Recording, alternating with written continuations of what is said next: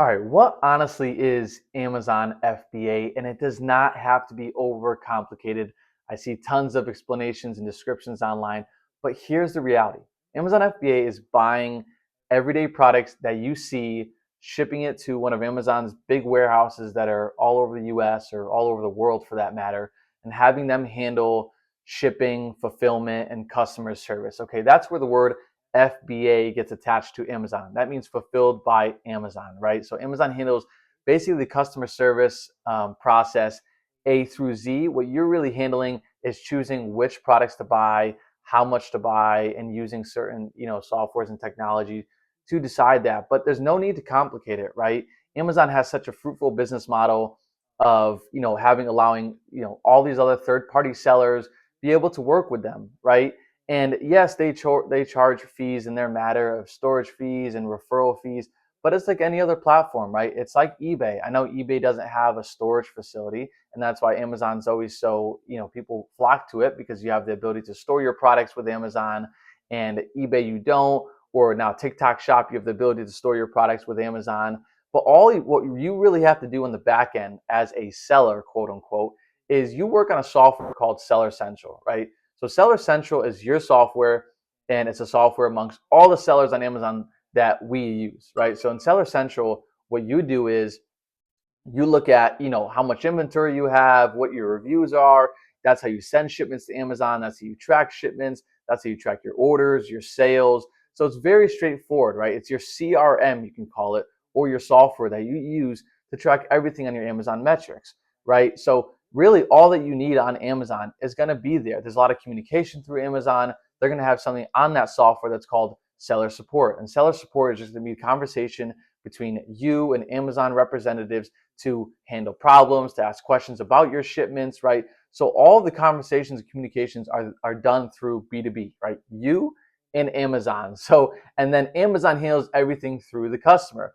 Now, there is an ability for the customer to contact the seller. It rarely happens, right? It might be a quick question or it might be a product explanation.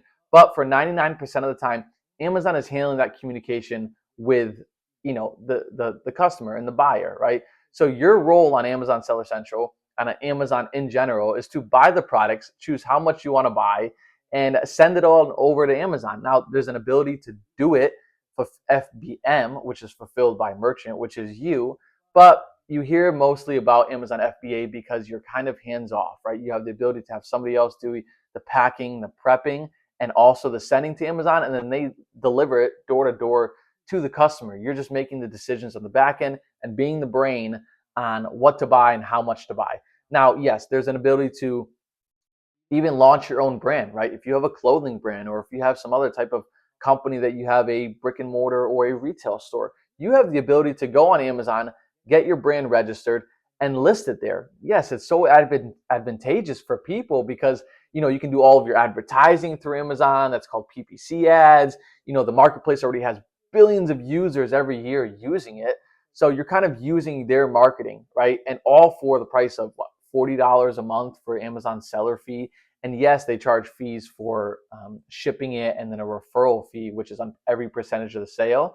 But if your numbers work out on the products that you're selling or your own brand that you're selling, it's worth it because there's even a way for if you had an online store.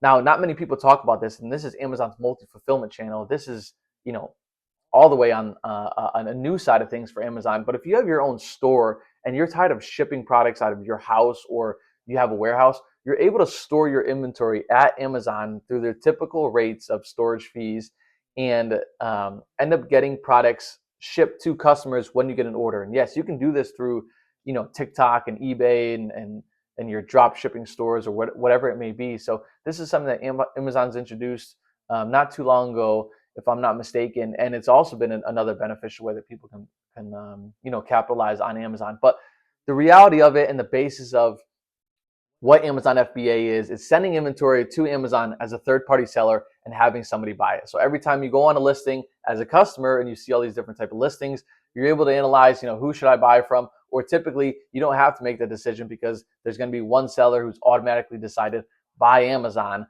for their product to get bought at that certain moment in time. So it's very simple. It's very straightforward. and everything else you see online, don't put too much weight into it. At the end of the day, it's shipping products to a warehouse and those getting shipped to a customer rather than you doing it yourself. So there you go.